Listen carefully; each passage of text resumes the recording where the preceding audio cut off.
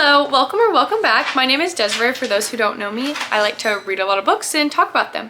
So today we're going to be talking about some of my favorite romance books with no spice. So let's get into it. First one I have is The Do-Over by Lynn Painter.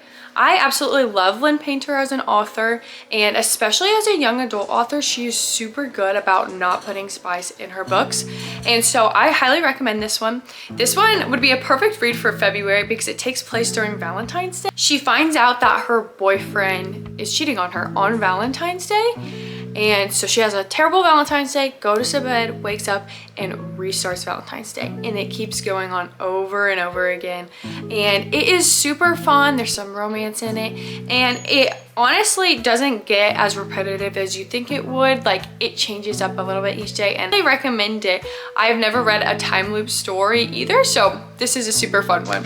I have The Cheat Sheet by Sarah Adams. I absolutely love this book, and I genuinely thought Sarah Adams was going to be one of my favorite romance authors when I first read this book because there was no spice in it.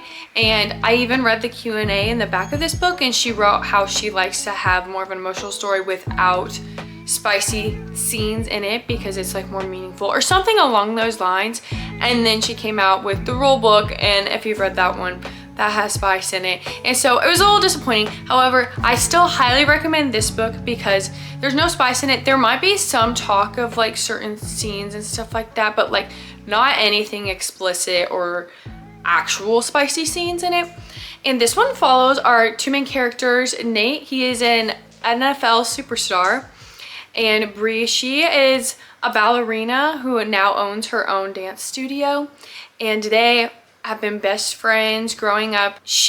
Bree has a crush on him. She doesn't ever cross that line. She's like, he's an NFL star now, he could be with anybody. There's this interview that he has to go to for his job that he invites her to, and during that interview she gets drunk and she admits her feelings for him on camera, and it is such good publicity that Nate asks her to be in a fake relationship with him to get this good deal. And so there's fake dating in here, and it's like a friends to lovers. Super cute, highly recommended. Next we have Bodyguard by Catherine Center.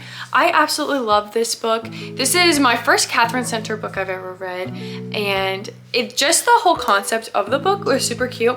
So our male main character is famous, and our female main character is a bodyguard and is hired to be his bodyguard. So it's super fun because I never really have ever read a book where the bodyguard is a girl. So it is super fun. She's trying to protect him from like this stalker that's like in love with him, essentially. I believe there's also some fake dating in this as well, and it is a super cute and sweet romance. I remember writing some quotes down from this book. So highly recommend this. Next we have Better Than the Movies by Lynn Painter. I don't have this one on me, but I'll put it up here. Any Lynn Painter book I highly recommend young adult wise because she doesn't put spice in her books, and it is really good. And this one specifically follows our main character, Liz. She loves rom-com movies, and when her childhood crush Michael moves back, she's like determined to like make him her boyfriend and get her own like romance movie type of romance love story. And so you follow her along that journey, and it is super fun, super cute, and I absolutely love and adore it. The last book I'm going to mention today is my favorite book of 2024, and that is A Thousand Boy Kisses. I also don't have this on me right now, but I'll put it up here. This book changed my life, and I just absolutely love it. I related to it so much, and I can't say what specific part I related to because it is a spoiler within the book.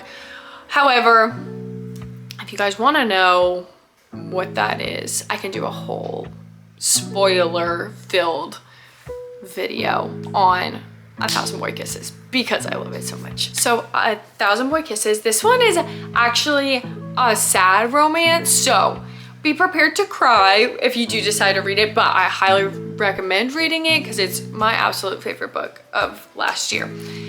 But it follows our female main character named Poppy, and her grandma is dying, and whenever her grandma is dying, she tells Poppy about this jar she kept, and it's a jar where she would write down anytime she had a kiss that made her heart feel like it was going to burst.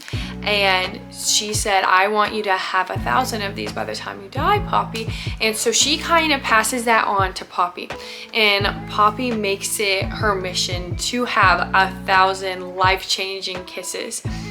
And something that I thought was so cool and special about it is it's not like just 1,000 different boys or anything. It's just like finding that one person and kissing them 1,000 different times where it makes your heart feel like it's gonna burst.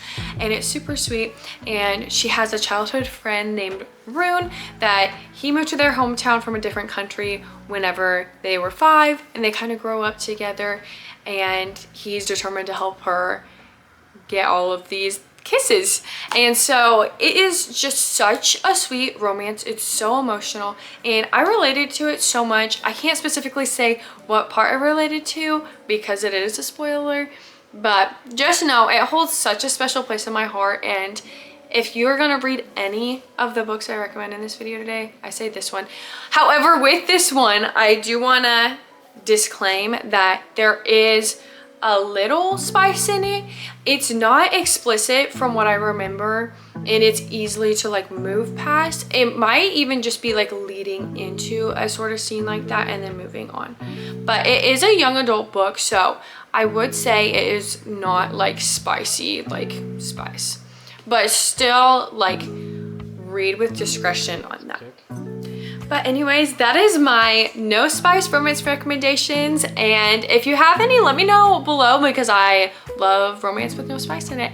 And thank you for hanging out with me, and I'll catch you next time.